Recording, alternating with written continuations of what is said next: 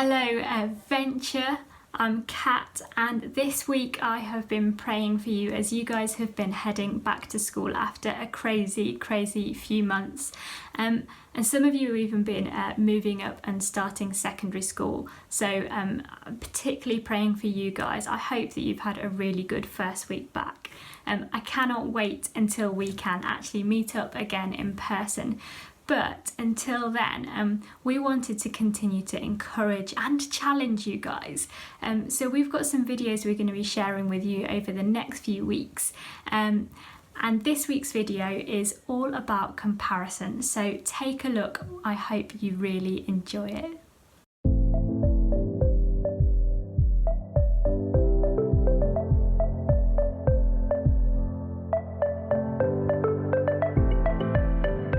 This is take number 677. 1045. Now, you think that this is just a table. It's not. It is an old wooden box. And I'll give you two guesses to what's inside. What is it? Is it video games? Is it candy? Is it new shoes? No. Books. See, I know you would be wondering this the whole time, so now congrats. We did it, we've accomplished this. Now for what we're actually here to talk about. At this point in your school careers, I'm gonna make a guess. I'm going to guess you've been taught a little bit about measuring systems. Now, everybody got so excited when I said measuring systems, because who doesn't love a good measuring system? Do you know what I mean? I'll explain. In Europe, there is a different standard measuring system called the metric system. You following? You know what I mean? The metric system. So there, people use things like grams, meters, and liters to measure distance, weight, and more. In the United States, we measure distance or height with inches, feet, miles, and we have to use things like tablespoons and teaspoons and ounces or other measurements. Now, are you following me? What I'm saying is there's two different systems and you have to use a lot of math to convert. It's like, how many kilometers are in a mile? Well, why couldn't we all just measure in miles or kilometers? Like, why do we have both? Why can't we just have one? It makes me have to do a lot of math. Anyway, while we have different measuring systems for like how much flour we put in a cake or how far it is to somebody's house, there's one standard of measurement that all people use whether they realize it or not, and that's called comparison. You've heard that word before, right? Comparison is just when we measure something about ourselves against something about someone else. We take this about ourselves and we measure it against that about someone else. You think that this pair of sneakers is awesome until you see that pair the kid in your group has. You think that this grade on your paper is pretty good until you hear about that grade that your best friend got. You think that this guy you're dating is pretty cute until you see that guy your teammate is dating. Do you see what I mean? Comparison is the way we measure this in our lives against that in someone else's life. And it affects more of our lives than I even realized, or you probably even realize. Now, here's the thing about comparison. It can lead us to believe things that just aren't true. Things about ourselves and about others. When we compare ourselves to others, we can start to believe their lives are better than ours in some way because they have so many followers on Instagram or made the game-winning shot or got to take that girl to the school dance, or they have more friends than we could ever even dream of having. Their lives are perfect. They have everything they could ever want, everything that we want. And because of that, we just assume that their lives are amazing, even though we may know that's not true because nobody's life is actually perfect. The comparison leaves us feeling like our this will never ever measure up to their that. And when this happens, for some of us, the comparison leads us to so much disappointment. We're disappointed that we don't have what they have. We wonder why they got to have the cool new house or the starting spot on the team or the happy family, and we think, why not me?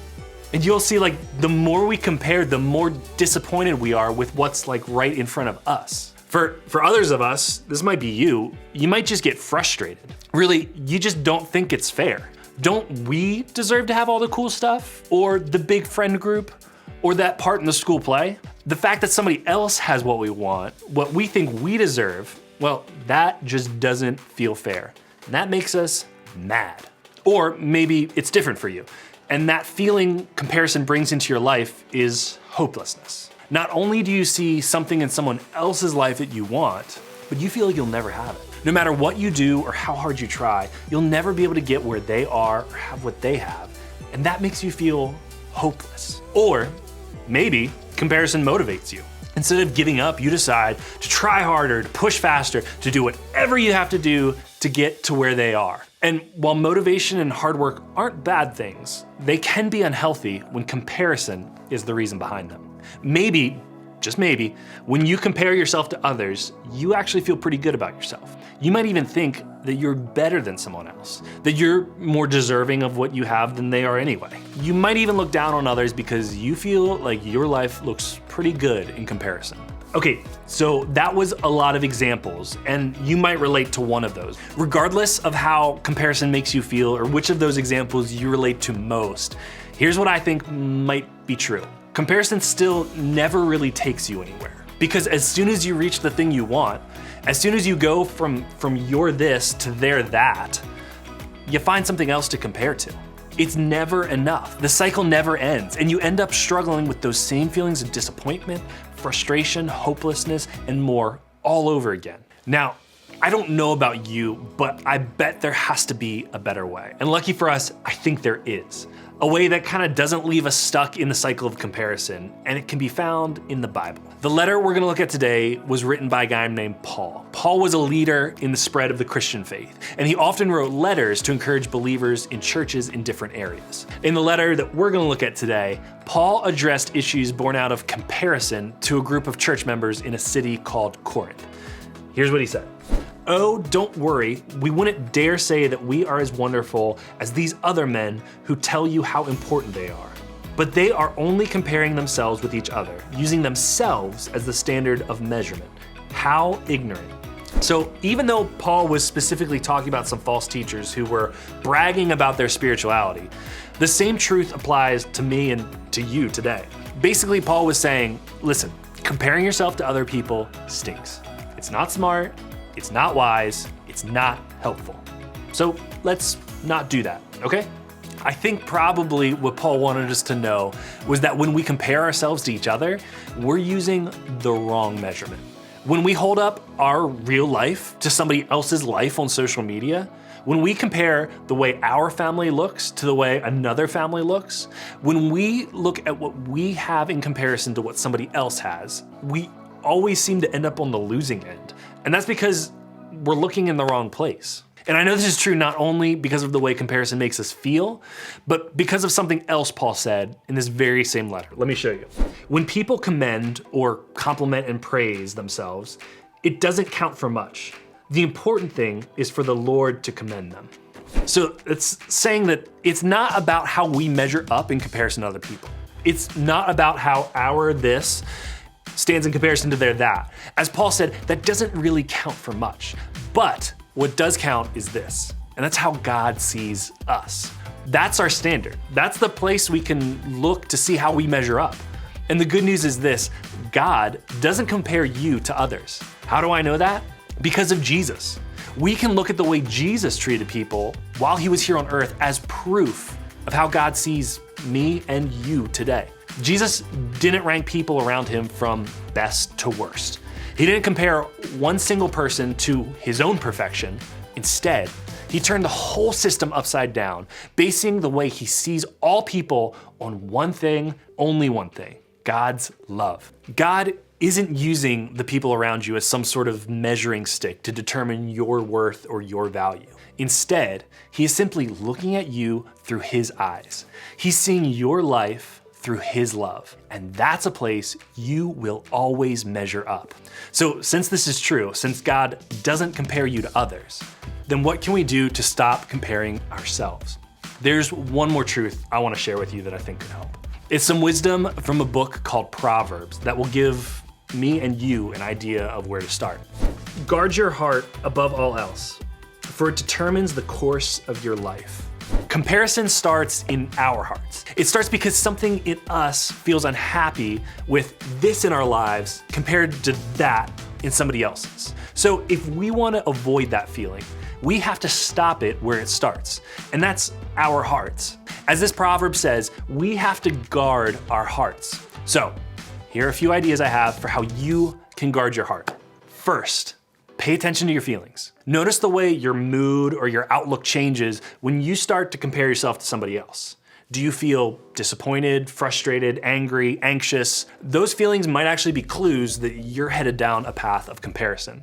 They're a signal that you need to guard your heart. Another thing you can do is you can find out what's fueling it. What are you looking at, thinking about, or doing when you start to feel those things? What's fueling your negative feelings of comparison? Is it a post on social media, a TV show that you're watching, a circumstance in your life that you wish was just different?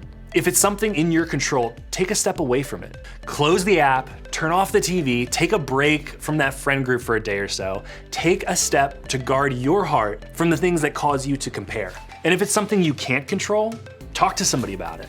Maybe you're unhappy with something about your home life, or you have a friend you're jealous of, or you wish you had gotten the top spot on your team. Things like that can cause you to compare. Your group leader is a great person to help you identify steps you can take to change and guard your heart in those areas. And the last thing is celebrate what you do have. Instead of filling your heart with comparison, fill it with the acknowledgement of the things that you do have, the things that you're thankful for, the things that you like about yourself and your life. See, like the way God sees you is the best place to start. Make a list of the ways He sees you.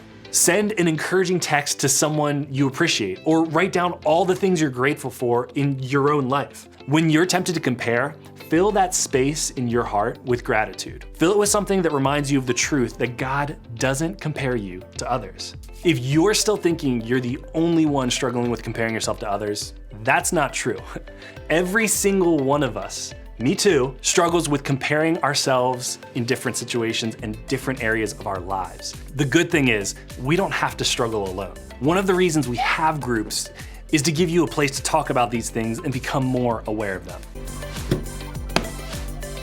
That was a spider. Peace.